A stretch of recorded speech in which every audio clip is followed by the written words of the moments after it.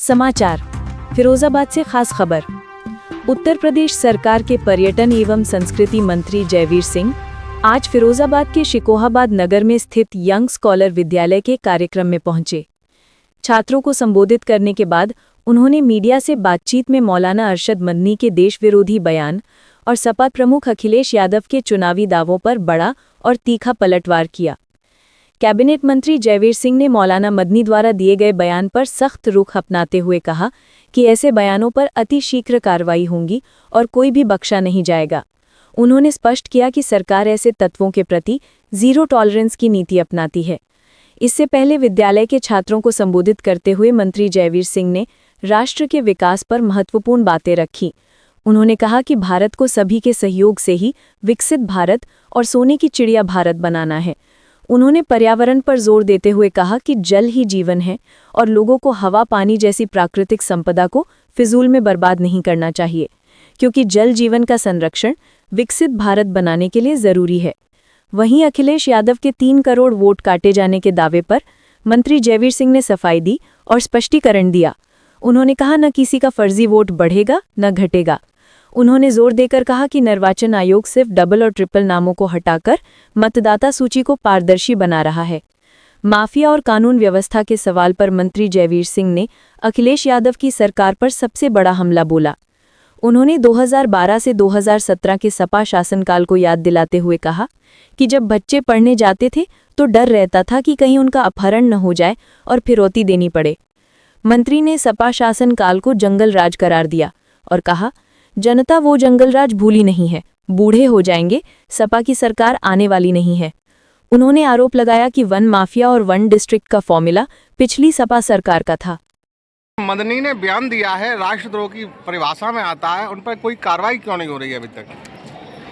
धैर्य संयम रखिए। हिंदुस्तान की एकजुटता, राष्ट्र की एकता, अखंडता किसी भी कीमत पर छूने का अधिकार किसी को नहीं है। अखिलेश यादव का कहना है कि करीब 3 करोड़ वोट काटने की उत्तर प्रदेश में SIR के द्वारा तैयारी चल रही है। देखिए, वोटर मतदाता सूची का शुद्धिकरण का कार्य चल रहा है।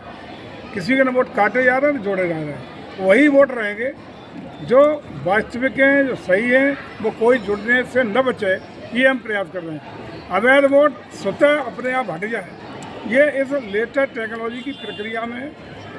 किसी का वोट डबल है, किसी का ट्रिपल है, किसी की शादी यहाँ लड़की की हुई, मायके में वोट है, ससुराल में वोट है, मर गया 20 साल हो गए अभी तक वोट है, 6 जगह नगर में रह रहा है, गांव में भी वोट है, तीसरी नगर पालिका में वोट है। ऐसे वोट रहने चाहिए। जरा अखिलेश जी जवाब दे रहे हैं। अखिलेश यादव जी ने कल प्रेस वार्ता में कहा था कि भाजपा में one district, one mafia, NEET mafia, भू माफिया सब लोग भरे पड़े। मुझे लगता है अखिलेश जी को ये बात याद आ गई 12 से 17 वाले कार्यकाल में। इस समय हम लोग one district one product ODOP दे रहे हैं। विकास की नई इतिहास और कहानी लिखने का उत्तर प्रदेश काम कर रहा है। हर क्षेत्र में चौमुखी विकास की बात हो, कानून के राज की बात हो या अपराधों पर नियंत्रण की बात हो, आज उत्तर प्रदेश वो प्रदेश बन गया है जिसका अनुसरण करने का अन्य राज्य प्रयोग कर रहे हैं। आज बिहार कर रहा है। अन्य राज्य उदाहरण करके कहते हैं कि योगी जैसा राज चाहिए, योगी जैसे बाबा जी का बुलडोजर चाहिए। लेकिन अखिलेश जी को याद कर लेना चाहिए कि जो वन डिस्ट्रिक्ट वन माफिया ये लागू होता अखिलेश जी पे। एक जिले में एक माफिया ने जिला चलाने का काम किया था। गुंडई, अराजकता, जमीनों पर कब्जे, चौथ वसूली।